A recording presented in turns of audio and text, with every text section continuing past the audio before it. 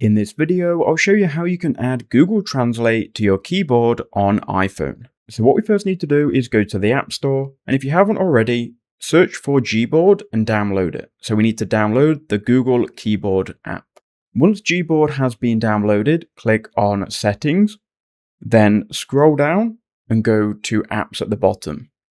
Here you can then go to Default Apps, then click on Keyboards, then click Add New Keyboard, and here you need to go ahead and select Gboard. Once you've done that, you can then click on Gboard and you need to toggle on Allow Full Access and then click Allow. Now when you go to use your keyboard, if you click on the icon in the bottom left hand corner and hold it, you can then select Gboard, and now when you want to translate, you can click on the Google icon, then click Translate, agree to the terms, and then you can choose your language and what language you want to translate your text to. So I'll select English to Korean, and I'll translate hello.